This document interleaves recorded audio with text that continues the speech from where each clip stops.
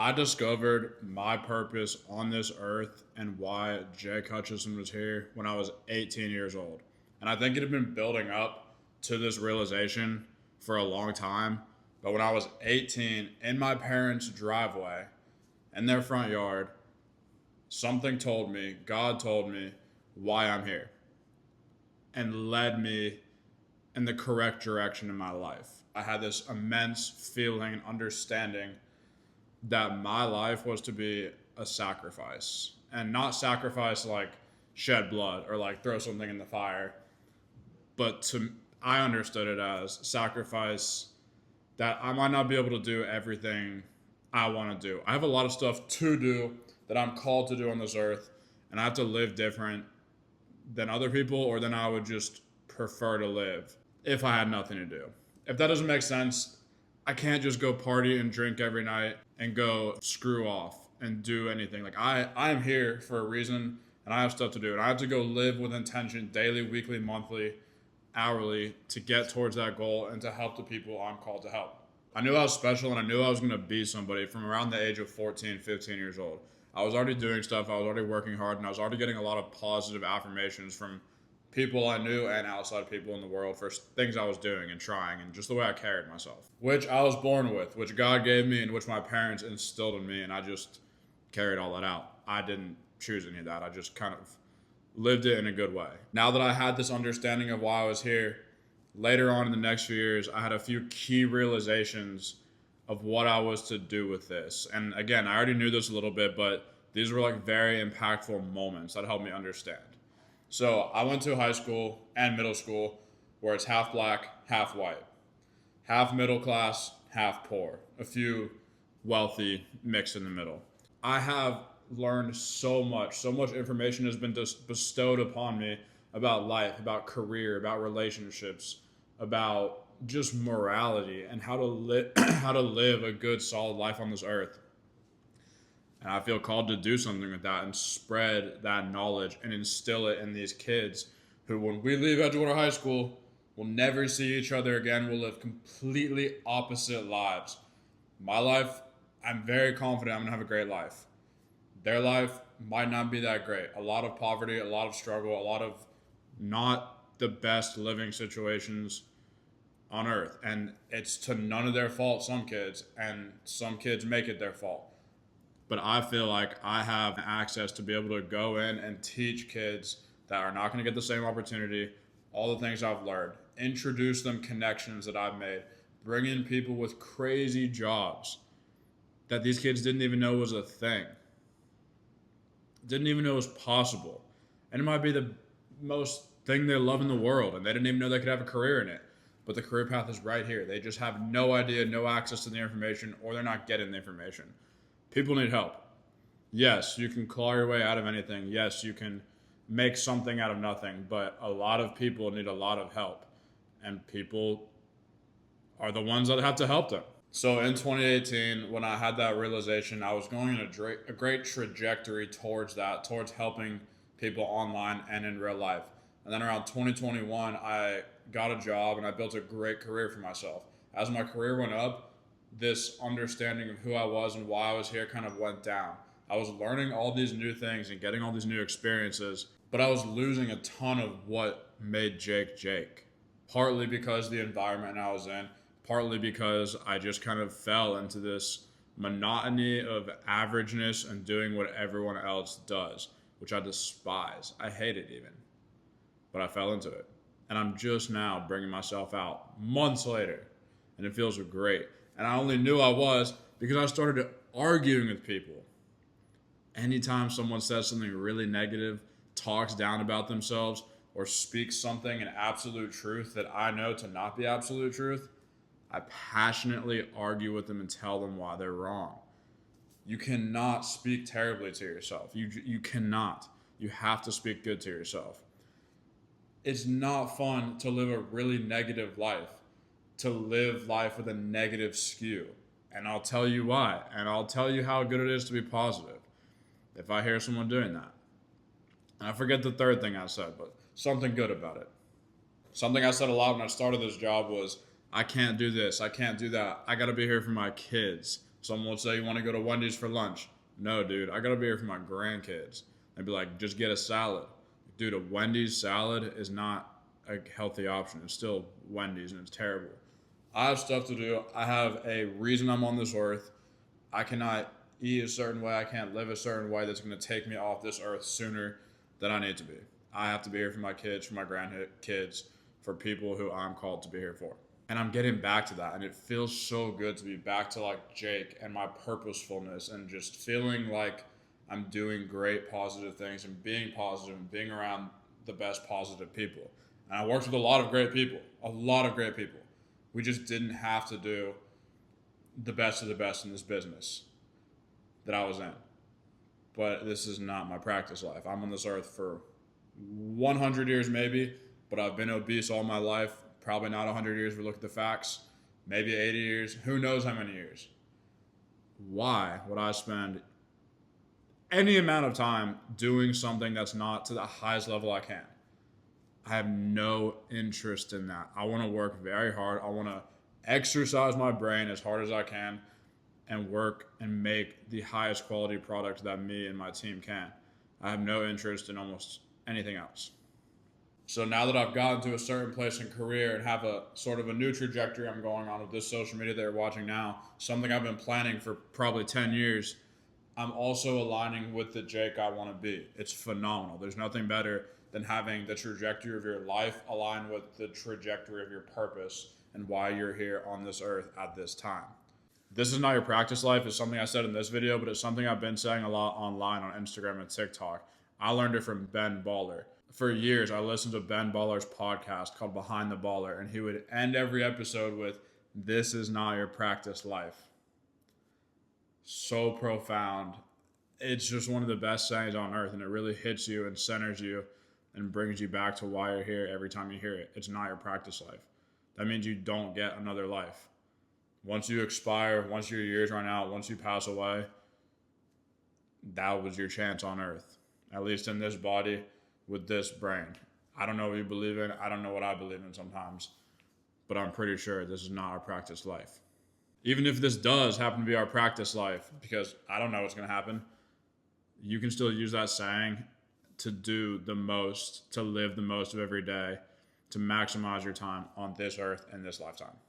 So I'm saying all of this tonight because I had such a good experience, and one that I haven't had in a long time, and one that I plan to continue to do for the rest of my life in a bigger and bigger and bigger way. Before I say it, I want to lead it with this. I live life by a saying, what you do with one hand, you don't tell the other. What you do with your left hand, you don't tell the right hand.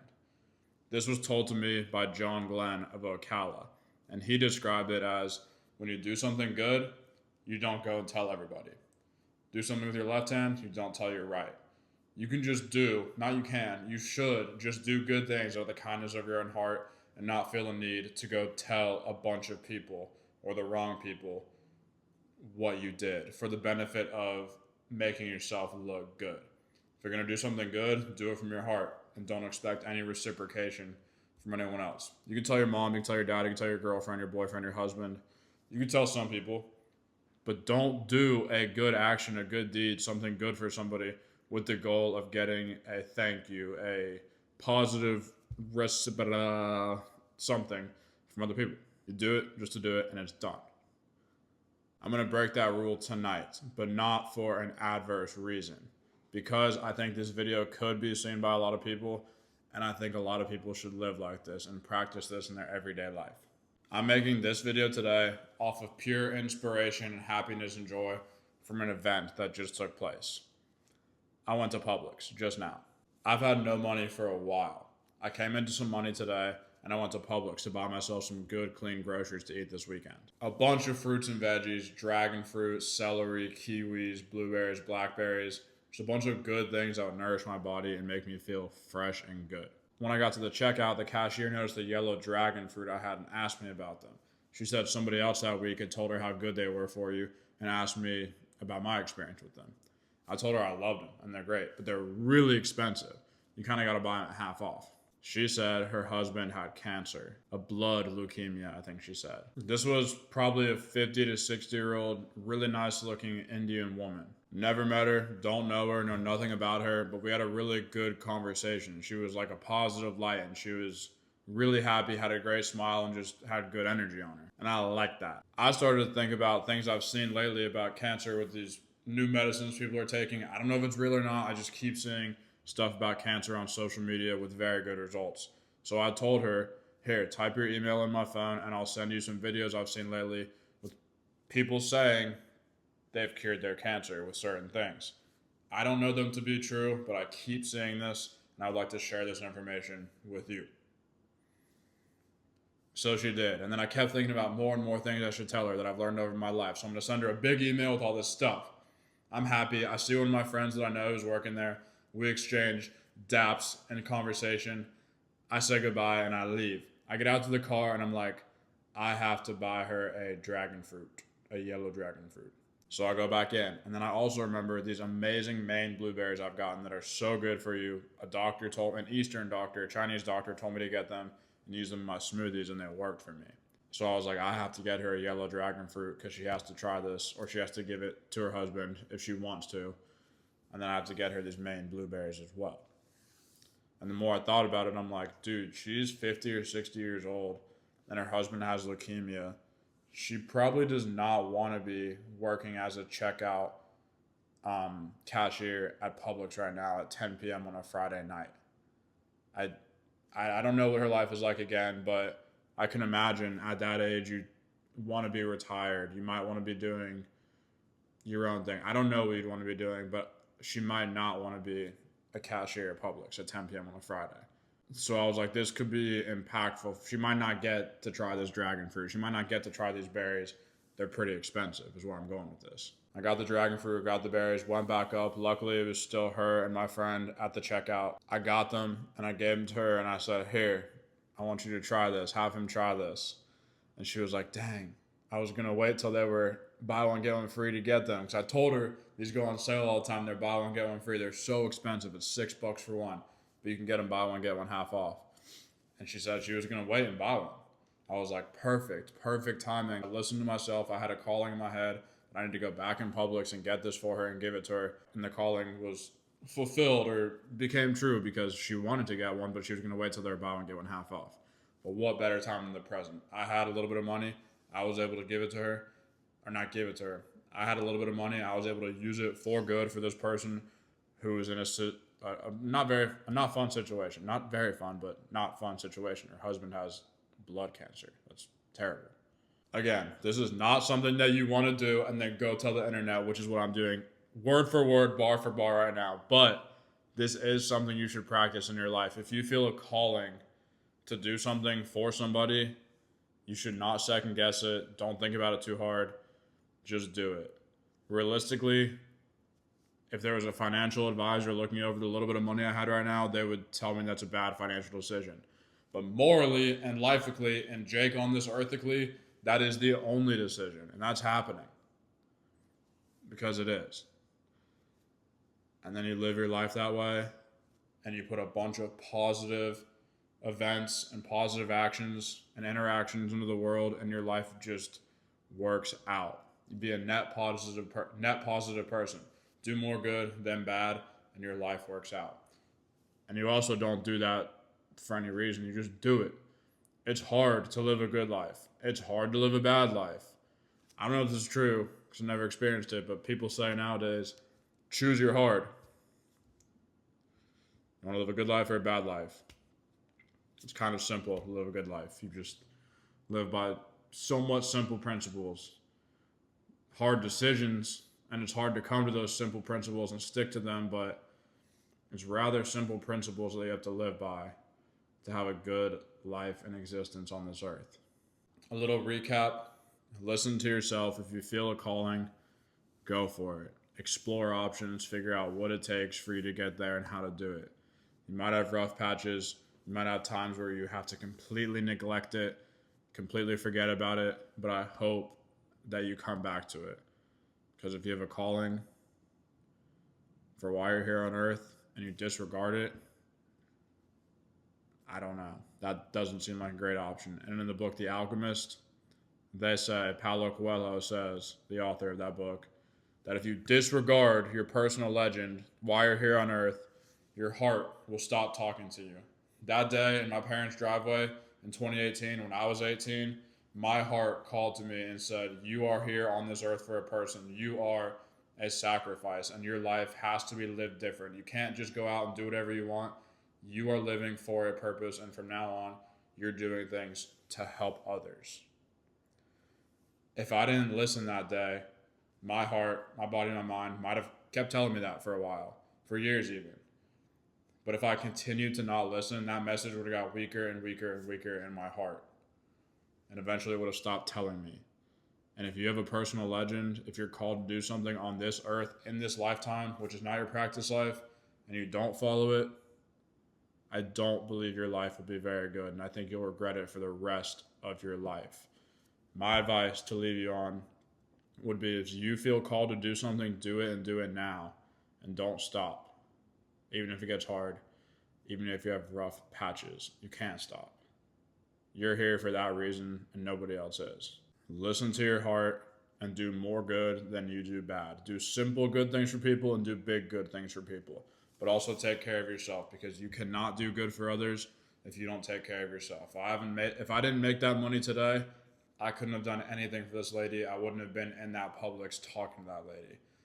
But I worked hard for myself to make some money, and I was able to be put in that situation to do good. This is not your practice life. What you do with one hand, don't tell the other.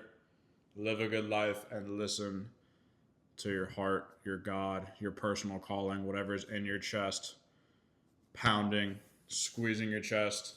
Do that. And do it to your highest capability.